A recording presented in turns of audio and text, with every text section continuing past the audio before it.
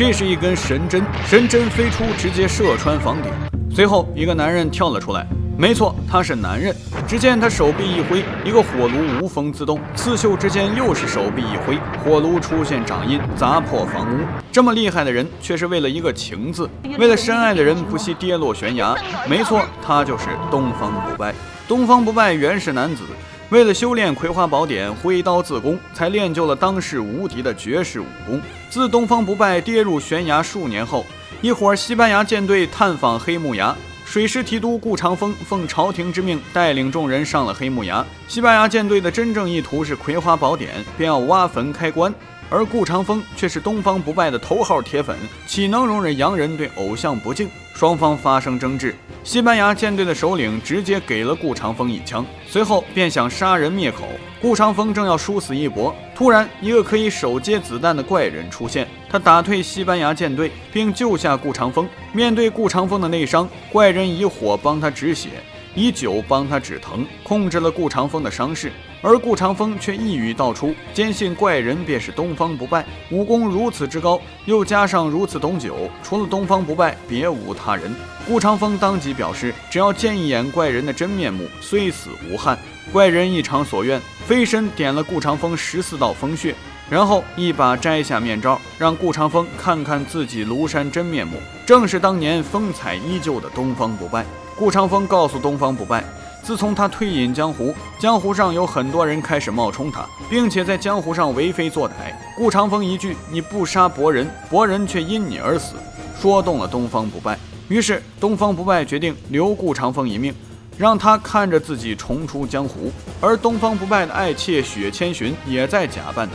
雪千寻正率领着一群苗人，打着东方不败的旗号，与东瀛倭寇雾隐雷藏进行火药交易。而雾隐雷藏早就知道雪千寻是假冒的，等到船只靠近，直接发起炮击，双方在海上交战。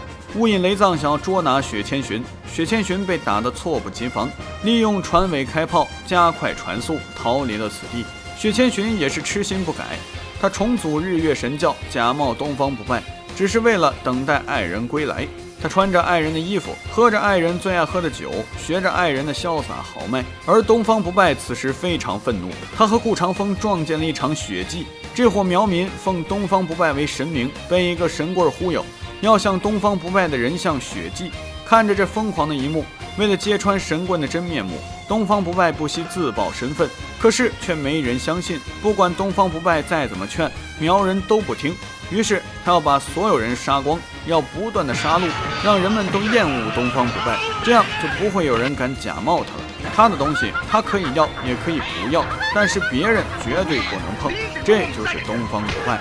顾长风见状赶紧阻止，可东方不败正在气头上，听着顾长风的唧唧歪歪，直接一巴掌将他打飞。这个男人醒来时发现自己竟然被锁住了，昨晚被东方不败打入水中，醒来后看见假扮东方不败的雷千寻。顾长风虽然被锁着，但嘴巴老实不下来，出言嘲讽。雪千寻直接射出针线教训了他，随后把顾长风关了起来。如果不是顾长风之前说自己见过真的东方不败，可能顾长风就没了。夜晚，东方不败骑着剑鱼现身，雪千寻找爱人归来，非常高兴，但是东方不败却不是为了他请求，而是为了杀戮。东方不败要埋葬过去的一切，一顿狂砸狂杀。顾长风也从牢狱中获救。面对东方不败的冷酷无情，雪千寻跪倒在甲板上，并且认错，告诉众人这才是真正的教主东方不败。雪千寻很固执的要追随东方不败，但是却被东方不败数次打到甲板上，还被打断了双手。在一次次被重创后，东方不败内心触动，雪千寻表示死不可怕，可怕的是孤独。随后东方不败放了雪千寻，顾长风怒斥东方不败太无情，而东方不败却不以为意。日月神教的使徒们纷纷跪倒在地，认识到了这才是真正的教主。东方不败随后大笑离去，而雪千寻却被众人围住，要处死假冒教主之人，被顾长风救下。顾长风带着雪千寻找到上海缘由，看着怀中的痴情女子，忍不住告白，如果他是东方不败，绝不会离开雪千寻。而东方不败路过一处浪人营，谁料东方不败化为素人，弹起了琴，唱起了欢快的歌，打算体验一下平凡人的生活。他想让世人仇恨东方不败的名号，却又不想世上厌恶他这个人。但凡人也有凡人的苦。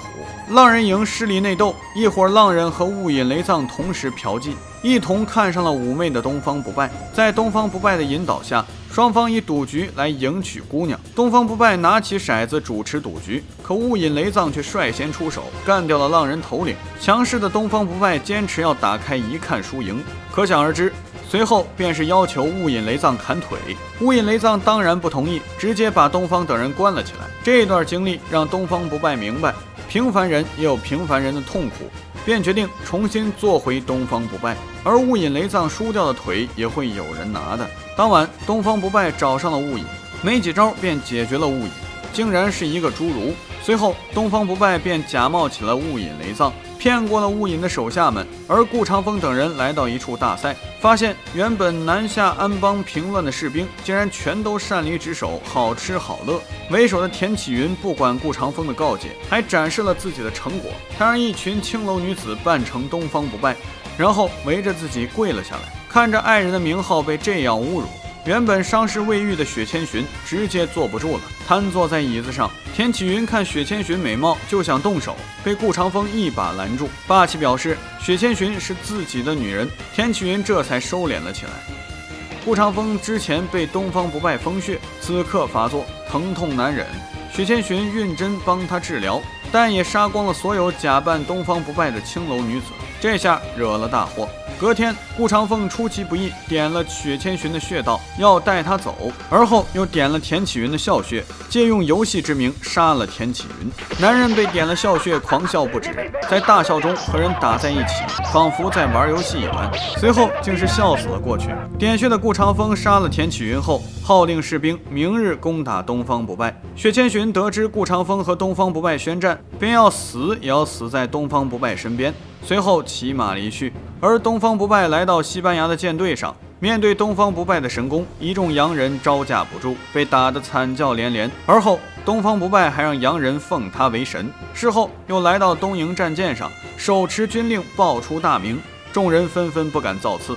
东方不败下令要东瀛战舰联合西班牙战舰，助他一统天下，表示既然天下人忘不了他东方不败，那他就统领所有兵力，风云再起，并改号为东西方不败。而顾长风挂着日月旗，引起了东方不败的注意，而后又换上顾字旗。东方不败恍然大悟，原来是顾长风。随后双方就打起海战，东瀛战舰潜入水底，但这里暗礁众多，中了顾长风的计。顾长风命人往海里倒入颜料，扰乱视线。东方不败受阻，便要用水雷炸开前方礁石，但在顾长风的引诱下，炸中了西班牙的战舰。领兵作战，顾长风更有优势。而此时东方不败的战舰元气大伤，被逼之下，东方不败跳出水面，来到顾长风的战舰上。既然要打，当然要公平的打。随着东方不败击中顾长风的暗穴，顾长风被击落。原来之前被封的14个穴道，既是生穴也是死穴，如今打通穴道，武功大增，顾长风便可以和东方不败打一场灿烂之战。两人交手，内功碰撞，爆炸声四起，双方战舰也在对轰。而此时两船之中，一只小船划来，船上站着一袭红衣的雪千寻，他被炮弹所伤，顾长风赶忙救援，可雪千寻眼里只有东方不败。而东方不败看到雪千寻昏迷，用神功帮他挡下战船。顾长风抱起雪千寻，从水中来到船上。雪千寻听到东方不败呼喊自己，口吐鲜血也要过去，终是因为体力不支没了气息。顾长风大怒，和东方不败再次交手。而东方不败因为再也无法听到雪千寻的告白，把愤怒发泄在了顾长风身上。一番苦战，顾长风终究不是对手。临死之际表示，东方不败总在填补自己失去的，而得到的却不懂得珍惜。说完便把雪千寻的尸首和帆布一同扔了出去。东方不败终于后悔了，直接飞身而起，落到雪千寻身边。他正视了自己的内心，但再也听不到雪千寻的声音了。而顾长风在战舰的爆炸中一命呜呼。